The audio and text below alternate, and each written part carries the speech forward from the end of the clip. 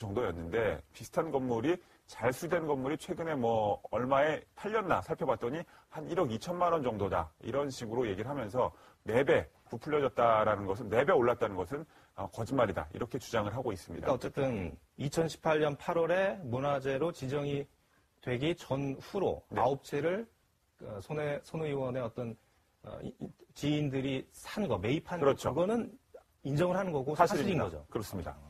투기는 아니다. 이런 취지로 혹시 글을 올리셨습니까? 그렇습니다.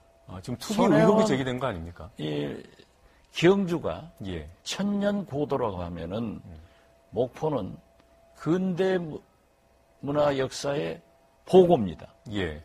투기는 아니다. 이런 취지로 혹시 글을 올리셨습니까? 그렇습니다. 지금 투기 의혹이 제기된 거 아닙니까? 이 경주가 예. 천년 고도라고 하면은 목포는 근대 문화 역사의 보고입니다. 예. 좋다. 그랬는데 SBS 보도 보고 9채를 샀다고 하니까 좀 저도 놀라셨군요. 깜짝 놀랐어요. 네. 너무 이뻐요. 너무 이뻐요.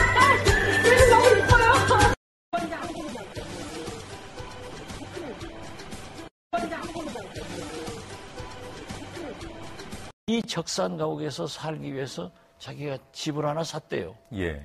그때는 그 원도심, 구도심이 그 지역은 아무도 거래가 안 됐어요. 예. 그러니까 제가 고맙다. 그런데 그 다음에 보니까 연극하는 여자 조카도 하나 샀대요. 예. 그 좋다.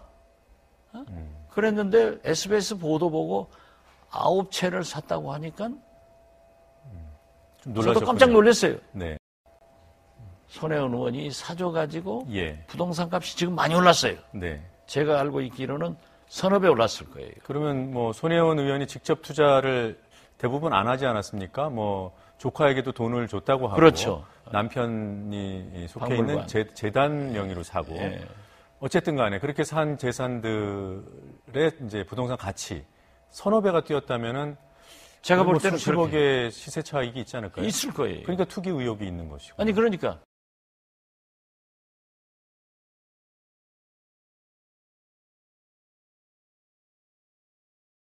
짧게 우리 많은 얘기들을 좀 해봅시다. 네.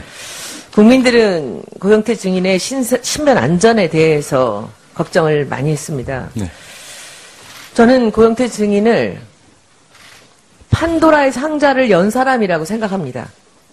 네. 고영태 증인이 아니었다면 오늘 이 자리는 없었을 것입니다. 네. 그리고 이 박근혜 대통령과 최순실의 국정농단은 아마 임기 말까지 계속됐을 거고 이 나라는 어떻게 되었을까 생각만 해도 끔찍합니다. 고영태 증인이 그 상자를 열었습니다. 고영태 증인이 어떤 이유에서였던 본인이 억울했던 그 이야기들을 언론에 제보를 했고 이것이 연결되면서 오늘까지 왔다고 생각합니다. 그간 신변의 위협을 느낀 적은 없었습니까? 신변에 그렇게 뭐 위협을 느낀 적은 아직까지는 겪진 않았습니다. 오늘 고영태 증인은 아주 중요한 사람입니다. 네. 오늘 우리가 주고받는 이야기들은 공직자윤리법에는 이해충돌 방지 의무라고 해가지고 이 공직을 이용해서 사적 이익을 추구하거나 또 재직 중에 취득한 정보를 사적으로 이용할 수 없도록 이렇게 돼 있기도 하고요. 예, 남편 소유의 재단이 있죠. 여기에 예. 돈을 증여해서 부동산을 산 건 투기라고 할 수 없다 이런 주장도 하고 있는데 이것도 맞는 얘기입니까? 예, 그렇습니다. 그런데 불과 2년 전까지만 해도 이 손 의원은 정반대의 말을 했었는데요. 직접 비교해서 한번 들어보시죠. 예. 재단으로 돼 있는 건물이나 그 모든 자산은 다시 제가 되돌려 가져올 수가 없습니다. 팔 수도 알겠습니다. 없고. 이게 어떻게 투기입니까?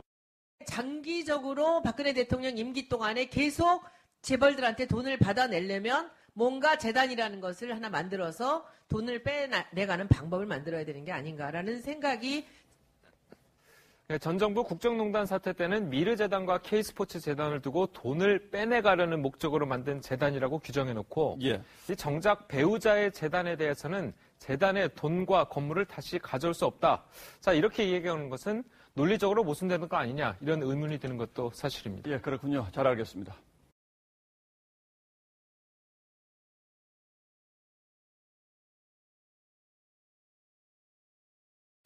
왜 자꾸 그러시죠? 자문위원회는 오래전서부터 있습니다. 그게 증인 국가 브랜드가요. 증인. 됐습니다. 뭐 한두 달 만에 만들어진 증인. 게 아니지 않습니까? 됐습니다. 제가 자료 이만큼을 봤어요. 그리고 이것은 우리가 국감에서부터 계속 나왔던 얘기인데 제가 마지막으로 하나 털고 가자고 하는데 끝까지 그렇게 웃기시네요. 그거를 제가 거짓말을 자료 시킬 이유가 없지 않습니까? 제가 거짓말 시켜갖고 저한테 무슨 도움이 된다고 모르죠. 생각하면 거짓말을 지금까지 하겠습니까? 여태까지 왜 그렇게 하셨는지 제가 또 의문이 갑니다. 이게 2월 29일 날 그 계약 관계랑 아니, 이게 그게 시한 다 원더랜드 나온 거. 코리아로 됐건 말씀하신 대로 패션 코리아가 됐건 크리에이티브 코리아가 됐건 뭘로 결정된들 저하고 무슨 상관이 있다고 그걸 제가 거짓말을 시키겠습니까? 이 얘기를 들으니까 제가 보기에는 이 최순실을 본 적도 없다, 알지도 못했다, 많은 부분들이 다시 또 의문으로 남고 또 넘어갑니다. 그만하겠습니다. 문화재를 너무너무 사랑해서 그렇게 한 건데 투기 의혹을 받게 돼서 억울하다 이런 거죠. 맞습니다. 그런데 왜 본인 이름으로는 집을 사지 않았습니까? 그러니까 손혜원 의원은요, 이 본인의 재산이 더 이상 증식되는 것을 바라지 않았기 때문에 이 직접 건물을 매입하지 않은 것이라고 밝혔습니다. 본인의 재산이 증식되는 것을 바라지 않았다. 그런데 이걸 반대로 해석을 하면 재산이 증식될 것으로 예상했다. 이렇게 말한 것처럼 들리기도 하네요. 예, 그렇게 볼 수도 있죠. 예, 그리고요, 이 남편 명의의 재단 앞으로 매입한 건물들은 이 둘째치고 조카들 명의로 된 건물들은 각각 1억 원씩 증여까지 해가면서 매입한 겁니다. 예. 자, 그런데 이 조카 2명 중에 이 두 채의 집을 공동 구매한 23살의 조카의 경우는요, 이 본인이 산 게 아니라 집안일 때문에 구매를 한 것이라면서 자, 어린 나이에 무슨 생각이 있어서 건물을 샀겠냐? 자, 이렇게 인터뷰를 했죠. 그래서 야당에서는 차명 투기한 것 아니냐 이런 주장이 나오는 거죠. 예. 그런데 손 의원의 공개된 재산은 얼마나 됩니까? 국회에서 지난해 3월 공개한 것을 보면요. 이 손 의원의 재산은 20대 국회의원 평균보다 10억 원가량이 많은 53억 4,848만 원이었죠. 예. 자, 그 중에 토지 재산 총액은 10억 3,870만 원, 그리고 건물 재산 총액은 18억 1,032만 원이었습니다. 자, 다만 이 차명 투기를 했다는 의혹에 대해서는 이 손 의원이 돈을 증여해서 구입한 것이기 때문에 이 실소유주라는 증거가 없고요. 그리고 손 의원은 되팔아서 차익이 발생한 적이 없다 이렇게 이야기했지만 시세가 오른 것은 부정할 수 없는 사실이겠죠. 국회 문화체육관광위원 게다가 여당 간사 아닙니까? 예. 이런 지위에서 이렇게 한 건 문제가 없습니까? 예, 우리 속담에요. 오얏나무 아래서 이 갓끈을 고쳐매지 말라 이런 말이 있죠. 이 문화재청장과 직접 만나서 이야기할 수 있는 위치에 있는 만큼 이 불필요한 오해를 막으려고만 했다면 굳이 문화재 지정 가능성이 있는 건물들을 주변인에게 권유까지 해가면서 매입하려고 하지는 않았을 것이라는 생각이 드는 것은 사실입니다. 자, 게다가 이 엄연히 공직자윤리법에는 이해충돌 방지 의무라고 해가지고 이 공직을 이용해서 사적 이익을 추구하거나 또 재직 중에 취득한 정보를 사적으로 이용할 수 없도록 이렇게 돼 있기도 하고요. 최순실이 감독을 했고 때로는 고영태의 가방을 들고 때로는 차은택의 역할을 위해 때로는 재벌 기업을 위해 이 모든 과정을 최순실이 자신의 이익을 위해서 활용했습니다. 자기가 원하는 물건을 들게 하고 자기가 원하는 말을 하게 하고 그리고 자기가 원하는 법안을 통과시키려고 대통령을 앞세웠습니다. 오늘 제 질의 주제의 첫 번째 대통령의 PPL은 규제 프리존법입니다.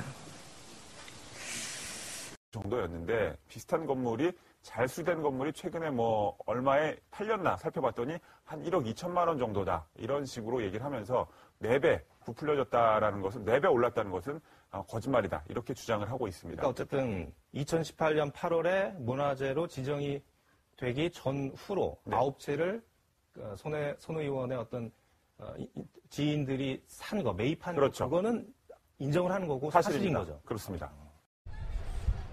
지난해 10월 손혜원 의원은 국회 문광위원들과 목포 구도심으로 현장 국감을 나갔습니다.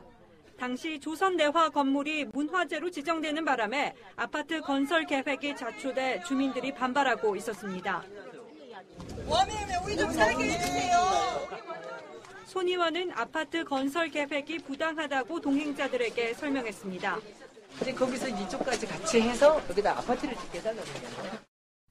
손 의원은 목포가 우리나라의 산토리니가 될 것이라며 주민들을 설득했습니다.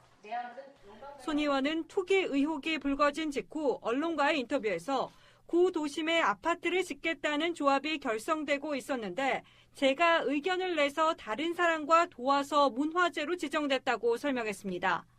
손 의원은 지난 2017년 11월 국회 교문위 예결소위에서는 각 시도별로 복원할 만한 가치가 있는 문화재를 공모 형식으로 받은 뒤 지원해주라고 말했습니다.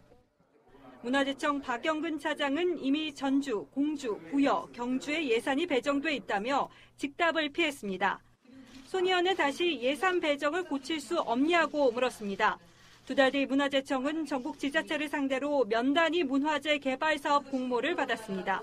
10채를 매입한 것으로 드러났습니다. 문화재청 회의록 분석 결과 목포 문화재거리 재논의가 10년 만에 이뤄진 시점에 집중 매입이 시작됐습니다. 목포 시내 원도심 일대입니다. 낡은 건물들 끝에 좁다란 2층짜리 건물이 붙어 있습니다. 대지 면적 12제곱미터짜리입니다. 손혜원 의원의 남편이 이사장으로 있는 재단법인은 2017년 12월 이 건물을 매입했습니다. 이 재단법인은 이곳을 포함해 당시 근처 필지 4곳을 한꺼번에 사들였습니다. 재단 사무부장? 그 사람이 돌아가는 여러 사람이 사무부에 직원이 많잖아. 손 의원의 조카 A씨는 2017년 3월과 4월에 이 거리에 건물 3채를 매입했습니다. 고모인 손 의원이 1억 원을 보탰습니다. 현재 한 채는 카페로 리모델링했고 나머지 2채는 폐가로 남아있습니다. A씨는 투기 목적이 아니라고 강조했습니다. 가격이 너무 싸서 서울에 있는 생활사 정리해서 그걸 붙여서 게스트하우스를 하려고 샀어요, 그분한테. 또 다른 조카 22살 B씨도 창성장 등 건물 2채를 공동 명의로 소유하고 있습니다. 현재 군복무를 하고 있는 B씨는 손 의원이 돈을 줬다고 밝혔습니다. 저한테 일을 하고 중요한 해서 저 군대 있었다는 거예요. 전역하고 내려가 얘기를 했어요. 거기서 살려고. 문제가 된 지역에는 목포의 근대 건축물이 밀집해 있습니다. 120년 전 조성된 근대도로와 골목길도 원형대로 남아 있습니다. 살아있는 박물관이라는 평가를 받습니다. 근대 건축물이 조명되기 시작한 건 2007년입니다. 문화재청은 당시 근대 건축물 활성화 방안 연구 용역을 신청했습니다. 하지만 이후 아무런 조치가 없었습니다. 문화재청은 10년 뒤인 2017년 3월 근대문화유산 등록문화재 논의를 다시 시작했습니다. 그런데 이 시기에 손혜원 의원 관련인들은 부동산을 사들이기 시작합니다. 이들은 2017년 3월부터 12월까지 문화재로 지정될 지역 내에 있는 열필지를 집중적으로 사들입니다. 얘 와갖고 아이고 이건 여기서 해야겠다는 얘기를 하시더라고. 돈을 있으면 아젠지를 공개하려고 그러더라고. 당시 가격은 3.3제곱미터에 100만 원에서 300만 원 정도였습니다. 외지인들이 찾아오자 가격은 오르기 시작했습니다. 3배에서 4배까지 오른 곳도 있습니다. 저희는 뭐 100만 원, 뭐 200, 뭐 그런 식으로. 요즘에는 물건이 없어요. 딱 한 가지만 말씀드리면은 평당 1,000만 원에도 나갔어요.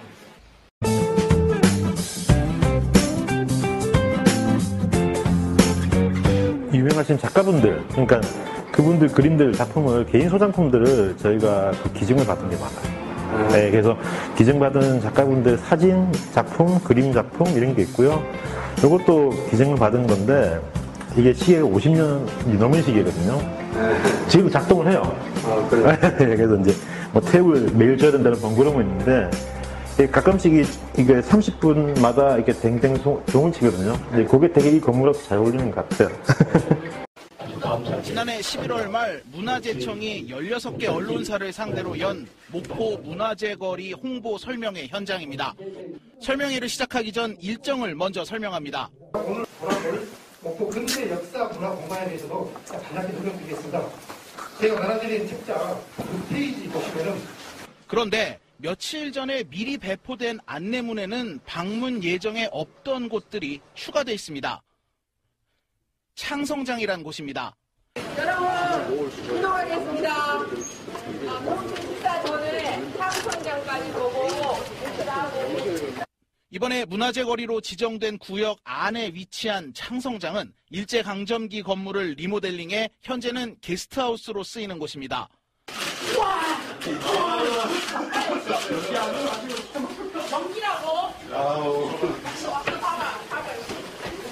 창성장은 평소 목포 문화재 지킴이를 자처하던 손혜원 의원이 수시로 홍보를 하던 곳이기도 합니다. 홍보를 할 때 자신이 주변 인물들에게 창성장 건물을 인수하도록 설득했다고도 말했습니다. 이후 창성장 매입과 리모델링 과정, 개업 소식 등을 수시로 SNS에 올리기도 했습니다. 그럼 이 창성장의 주인들은 누굴까? 확인을 해보니 20대 초반 청년 3명이었습니다. 그중에 한 명인 23살 손모 씨를 찾아가 봤습니다. 목포의 창성장을 사셨길래요? 그리고 제가 산 게 아니어가지고요. 집안일 때문에 그래요, 집안일. 23살 저 어려요. 제가 그걸 무슨 생각이 있어서 건물을 사가지고 그걸 하겠어요. 제가 했겠어요, 그걸. 자신이 직접 구매한 게 아니라는 손 씨. 손혜원 의원 집안이세요? 고모가 맞기는 한데 고모가 추천을 해준 건데. 아, 손혜원 의원이 고모시고? 네. 바로 손혜원 의원의 조카였습니다. 나머지 공동 명의자 2명은 손혜원 의원 보좌관의 딸과 손 의원 남편이 대표로 있는 문화재단 이사의 딸이었습니다. 그런데 끝까지 판다팀이 창성장 주변 건물들을 추가로 확인해보니 이 3명이 공동 소유한 건물이 하나 더 있었습니다. 창성장 바로 옆 허름한 건물 역시 세 청년이 공동으로 사들인 것이었습니다. 이 두 건물 모두 문화재청에 문화재 거리 지정 1년 전에 매입을 했는데 공교롭게도 모두 문화재 거리에 포함됐습니다. 투기는 아니다. 이런 취지로 혹시 글을 올리셨습니까? 그렇습니다. 지금 투기 의혹이 제기된 거 아닙니까? 경주가 천년 고도라고 하면은 목포는 근대 문화 역사의 보고입니다. 좋다. 그랬는데 SBS 보도 보고 9채를 샀다고 하니까 저도 깜짝 놀랐어요. 그때 9.1을 상정시킨 것은 저지만은 민주당, 국민의당 합쳐도 안 됐잖아요. 3분의 2가. 그런데 김무성 대표가 제가 처음 요구할 때 40표를 확보해달라 했는데 62표가 넘어와서 탄핵을 시켰기 때문에 탄핵의 공로는 김무성 대표 비박이다. 바른정당은 8월 14일 날 대한독립 만세를 부른 분들이 독립기사예요. 8월 16일 날 부른 게 아니에요. 8월 13일까지 친박을 했을 망정 그분들이 아니었으면은 탄핵이 안 됐습니다. 탄핵이 안 됐다. 그래서 그때 9.1을 상정시킨 것은 저지만은 민주당, 국민의당 합쳐도 안 됐잖아요. 3분의 2가. 그런데 김무성 대표가 제가 처음 요구할 때 40표를 확보해달라 했는데 62표가 넘어와서 탄핵을 시켰기 때문에 탄핵의 공로는 김무성 대표 비박이다. 바른정당은 8월 14일 날 대한독립 만세를 부른 분들이 독립기사예요. 8월 16일 날 부른 게 아니에요. 8월 13일까지 친박을 했을 망정 그분들이 아니었으면은 탄핵이 안 됐습니다. 탄핵이 안 됐다. 그래서 확실한 것은 5조 원의 국민 혈세가 들어가는 이곳에서 국민들이 보았던 것은 아시아 문화가 아니라 대통령 탄핵을 위해 든 횃불뿐이었다.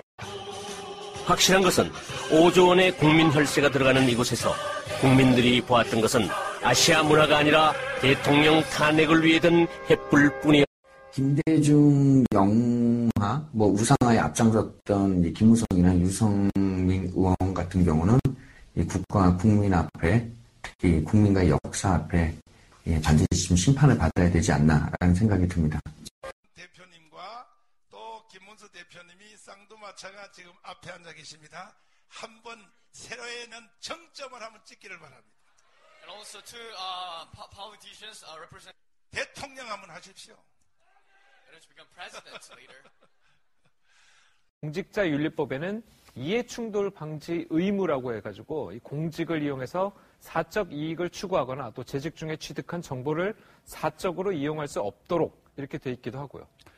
예, 남편 소유의 재단이 있죠. 여기에 돈을 증여해서 부동산을 산 건 투기라고 할 수 없다. 이런 주장도 하고 있는데 이것도 맞는 얘기입니까? 예, 그렇습니다. 그런데 불과 2년 전까지만 해도 이 손 의원은 정반대의 말을 했었는데요. 직접 비교해서 한번 들어보시죠. 예.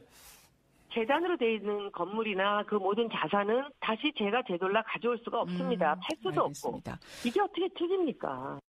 장기적으로 박근혜 대통령 임기 동안에 계속 재벌들한테 돈을 받아내려면 뭔가 재단이라는 것을 하나 만들어서 돈을 빼내가는 방법을 만들어야 되는 게 아닌가라는 생각이 전 정부 국정농단 사태 때는 미르재단과 K스포츠재단을 두고 돈을 빼내가려는 목적으로 만든 재단이라고 규정해놓고 예. 이 정작 배우자의 재단에 대해서는 재단의 돈과 건물을 다시 가져올 수 없다.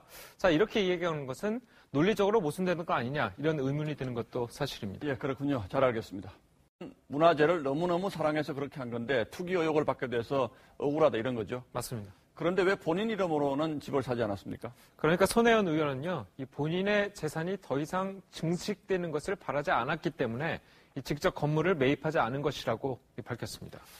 본인의 재산이 증식되는 것을 바라지 않았다. 그런데 이걸 반대로 해석을 하면 재산이 증식될 것으로 예상했다. 이렇게 말한 것처럼 들리기도 하네요. 예, 그렇게 볼 수도 있죠. 예, 그리고요, 이 남편 명의의 재단 앞으로 매입한 건물들은 이 둘째치고 조카들 명의로 된 건물들은 각각 1억 원씩 증여까지 해가면서 매입한 겁니다. 예. 자, 그런데 이 조카 2명 중에 이 두 채의 집을 공동 구매한 23살의 조카의 경우는요, 이 본인이 산 게 아니라 집안일 때문에 구매를 한 것이라면서 자, 어린 나이에 무슨 생각이 있어서 건물을 샀겠냐? 자, 이렇게 인터뷰를 했죠. 그래서 야당에서는 차명 투기한 것 아니냐 이런 주장이 나오는 거죠. 예. 그런데 손 의원의 공개된 재산은 얼마나 됩니까? 국회에서 지난해 3월 공개한 것을 보면요. 이 손 의원의 재산은 20대 국회의원 평균보다 10억 원가량이 많은 53억 4,848만 원이었죠. 예. 자, 그 중에 토지 재산 총액은 10억 3,870만 원, 그리고 건물 재산 총액은 18억 1,032만 원이었습니다. 자, 다만 이 차명 투기를 했다는 의혹에 대해서는 이 손 의원이 돈을 증여해서 구입한 것이기 때문에 이 실소유주라는 증거가 없고요. 그리고 손 의원은 되팔아서 차익이 발생한 적이 없다 이렇게 이야기했지만 시세가 오른 것은 부정할 수 없는 사실이겠죠. 국회 문화체육관광위원 게다가 여당 간사 아닙니까? 예. 이런 지위에서 이렇게 한 건 문제가 없습니까? 예, 우리 속담에요. 오얏나무 아래서 이 갓끈을 고쳐매지 말라 이런 말이 있죠. 이 문화재청장과 직접 만나서 이야기할 수 있는 위치에 있는 만큼 이 불필요한 오해를 막으려고만 했다면 굳이 문화재 지정 가능성이 있는 건물들을 주변인에게 권유까지 해가면서 매입하려고 하지는 않았을 것이라는 생각이 드는 것은 사실입니다. 자, 게다가 이 엄연히 공직자윤리법에는 이해충돌 방지 의무라고 해가지고 이 공직을 이용해서 사적 이익을 추구하거나 또 재직 중에 취득한 정보를 사적으로 이용할 수 없도록 이렇게 돼 있기도 하고요.